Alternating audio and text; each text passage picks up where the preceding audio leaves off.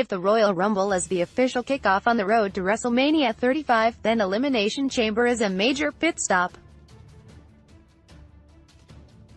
It is a chance for WWE to adjust its title pictures and storylines entering its biggest show of the year, and for better or worse, that's exactly what the company did Sunday night in Houston. In addition to crowning the first women's tag team champions of the modern era, WWE had two titles change hands and may have set a couple of WrestleMania feuds in the process.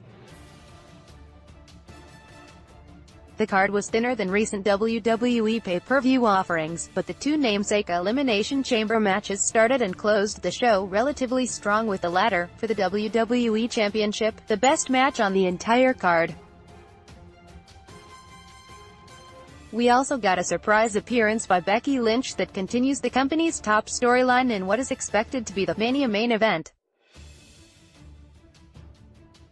That does not mean everything we saw on Sunday night was good. There were some truly curious booking decisions, which are discussed below as to not spoil the results at this early juncture.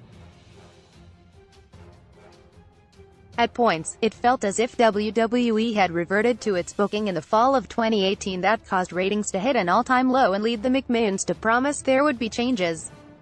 Grade C. Check out our review of WWE Elimination Chamber and this week's WWE action by subscribing to the State of Combat with Brian Campbell podcast. Click here. 2019 WWE Elimination Chamber results. Grades: Cruiserweight Championship, Buddy Murphy, C. Def. Akira Tozawa via pinfall to retain the title. Kickoff show, selling a lower back injury after a suplex early in the match. Tozawa gained a brief advantage with a Shining Wizard and fantastic mid-air Hurricane Rana from the top rope. Frustrated from being unable to put Tozawa away, Murphy shoved him, which angered Tozawa into another flurry of offense. An inverted Hurricane Rana and Topsu Sita, followed by a senton on Murphy, elevated into the ring on the middle rope, resulted in a 2.8 count for Tozawa. The challenger attempted to lock the champion in an octopus submission, but Murphy broke out of it and hit Murphy's Law for the 1, 2, 3. Solid match between two talented cruiserweights, but it was not given enough time to truly shine. Fun way to start the show, however. Grade B. Women's Tag Team Championship, Elimination Chamber, Boss and Hug Connection vs. Riot Squad vs. Nia Jax. The Iconics vs. Mandy Rose. Naomi.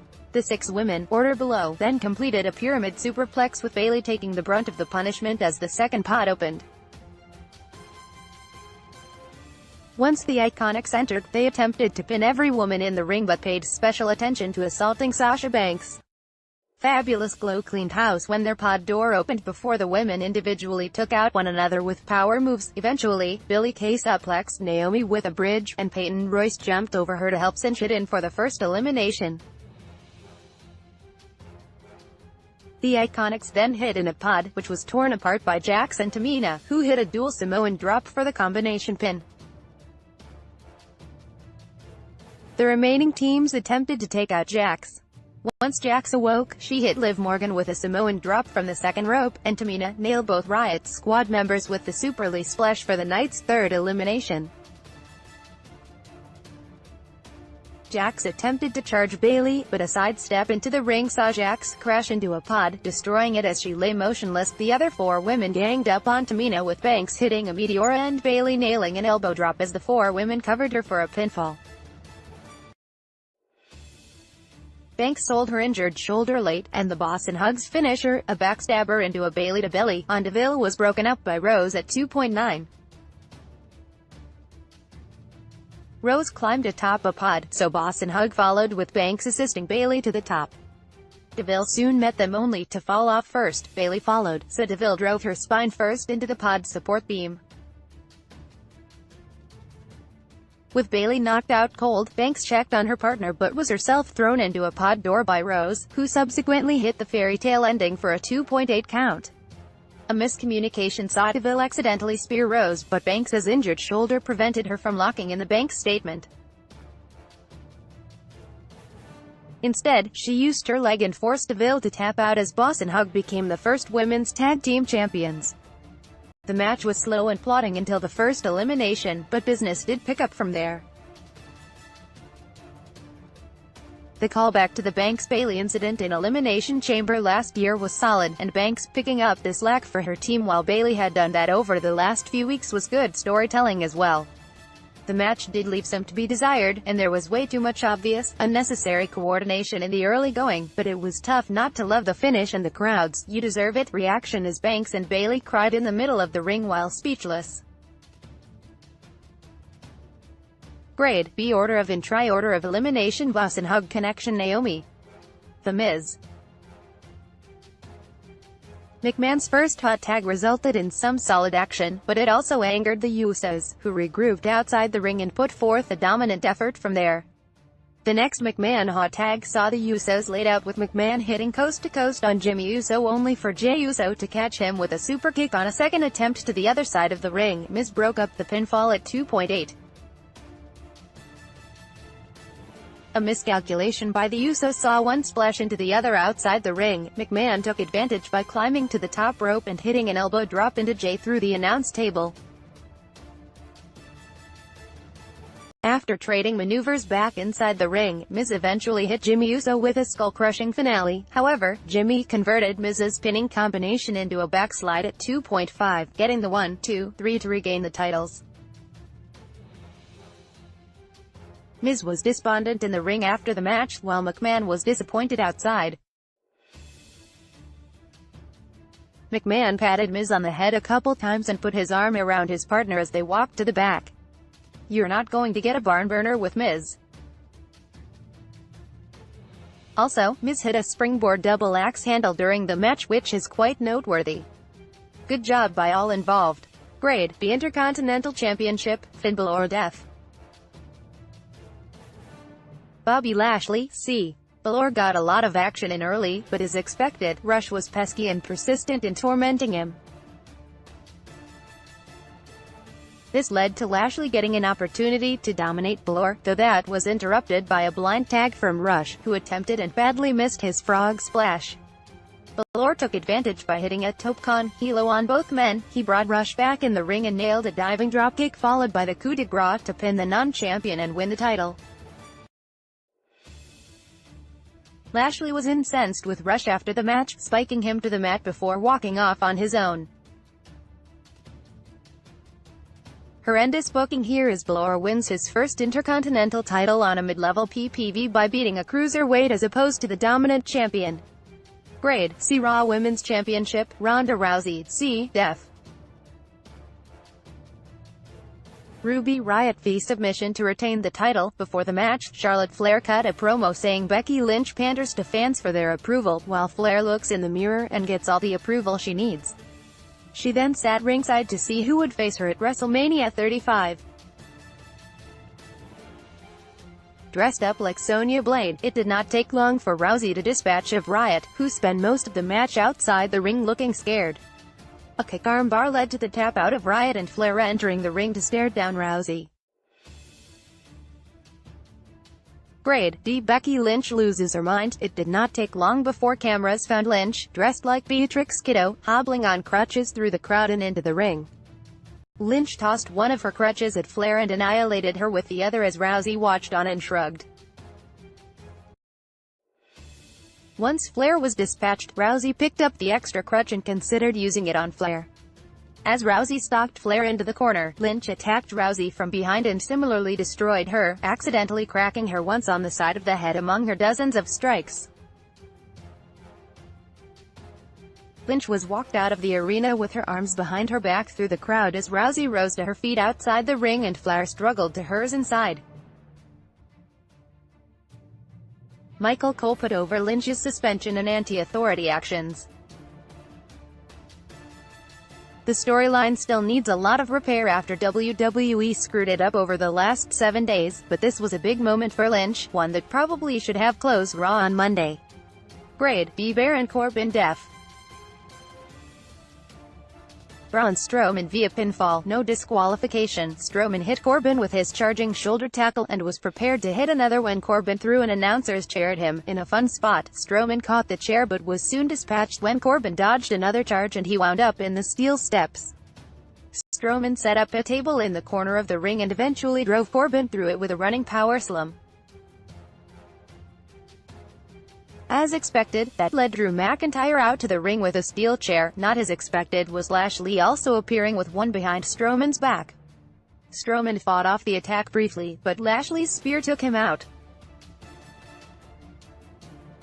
The trio brought two bottom steel steps into the ring and two tables, stacking them atop one another. McIntyre hit a claymore, and the trio lifted Strowman onto the steps before powerbombing him through the tables with Corbin covering him for the 1, 2, 3.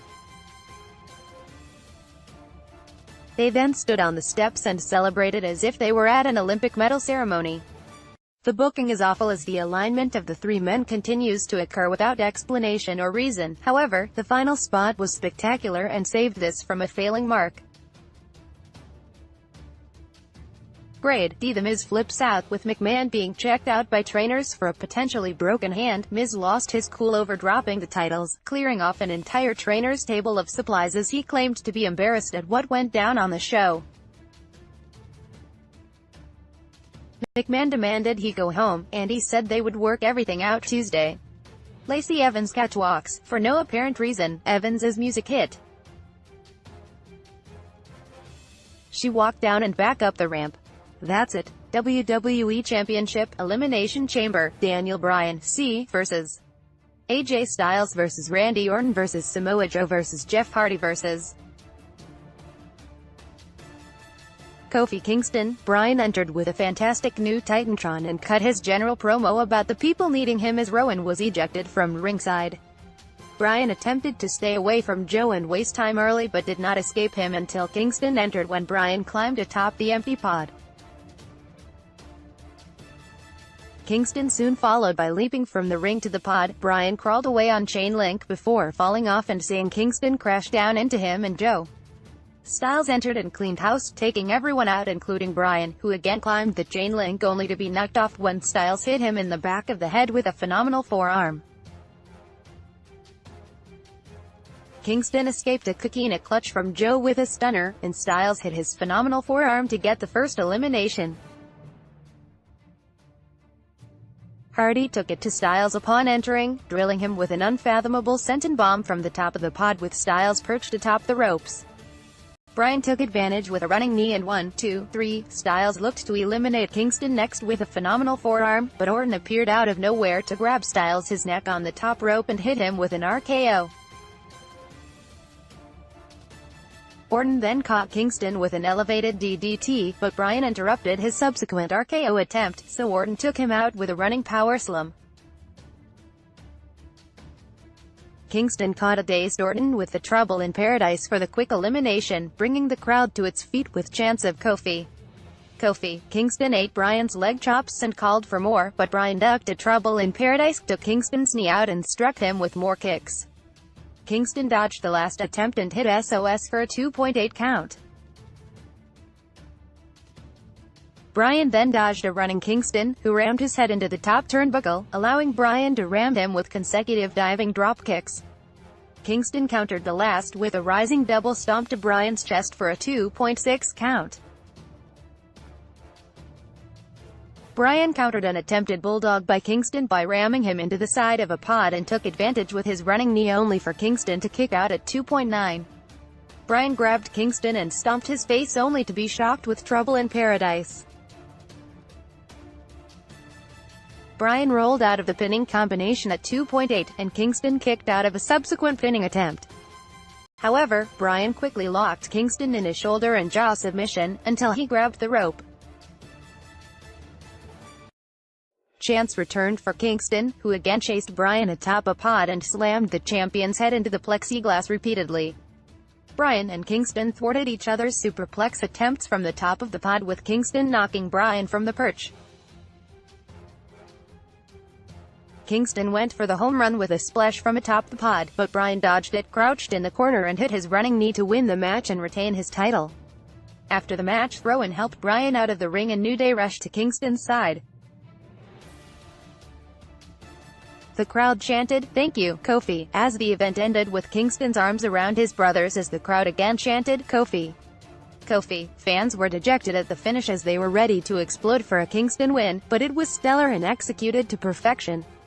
If this sets up a Bryan Kingston match at WrestleMania 35, no one will complain.